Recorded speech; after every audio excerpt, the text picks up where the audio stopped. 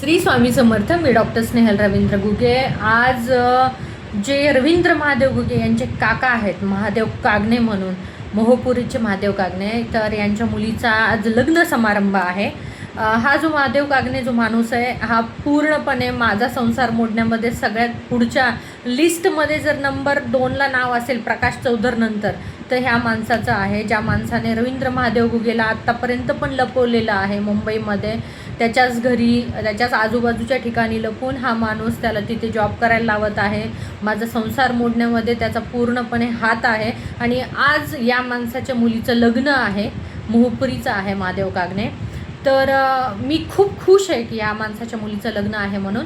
कुठेतरी त्याच्या मनामध्ये थोडीशी लाज उरली असेल किंवा त्याच्यामध्ये मनामध्ये थोडीशी माणुसकी उरली असेल, तर त्याला समजेल की आपली मुलगी वाटं लावल्यानंतर आपल्याला किती दुःख होतं. आणि त्याच मुलीसोबत जर माझ्यासारखं काही झालं तर किती वाईट होऊ शकतं किंवा किती वाईट वाटतं एका वडिलाला वाटं लावताना मुलीला.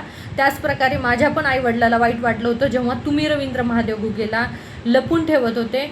पण ह्या माणसाची, ह्या महादेव कागणेची जी कर्म आहेत, ते त्यांनी जे कर्म केलेले आहेत माझा संसार मोडून, तर मला कधीच वाटणार नाही की त्याच्या कर्माची शिक्षा ही त्याच्या लेकराला कुणी द्यावी म्हणून. आणि मी जे सहन केलं आहे ते कधीच त्या मुलीवरती वेळ येऊ नये. माझं दुश्मन जरी असला तरी मी म्हणणार नाही की त्याच्या मुलीवर ही वेळ येऊ. त्यांनी जे कर्म केले त्या कर्माची फेड त्याच्या लेकरांना होऊ नये एवढीच इच्छा आहे.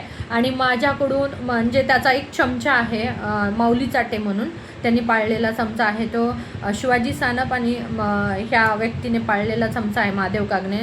तो चमचा मला फोन करतो म्हणतो इथं लग्न ये, लग्न येऊन मोडून. अरे का मोडू मी लग्न? काय घेणं देणं आहे मला तुमचं लग्न मोडण्यामध्ये त्याच्यामध्ये?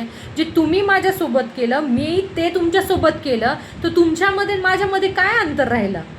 तुमच्यामध्ये माझ्यामध्ये काही डिफरन्स राहिला नाही. जर मी तुमच्या लेवलला, खालच्या पातळीला जाऊन एखाद्याचा संसार मोडला, तर उलट माझी इच्छा आहे की महादेव कागणेची मुलगीचं लग्न होऊन ती जेव्हा वाटं लावील त्यावेळेस त्याच्या मनामध्ये तर थोडीफार लाज उरली असेल किंवा माणुसकी उरली असेल, तर त्याला समजेल की त्यांनी कोणाच्या लेकरासोबत किती वाईट केलं आहे ते.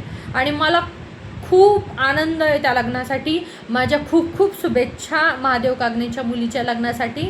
कारण त्या लेकराने माझं काही वाईट केलेलं नाही आहे. त्याच्या बापाने केलं आहे तर त्याच्या कर्माची शिक्षा त्यालाच भोगायला भेटावी. फक्त त्याच्या कर्माची शिक्षा त्याच्या मुलीला भोगायची वेळ येऊ नये एवढीच ईश्वरचरणी प्रार्थना.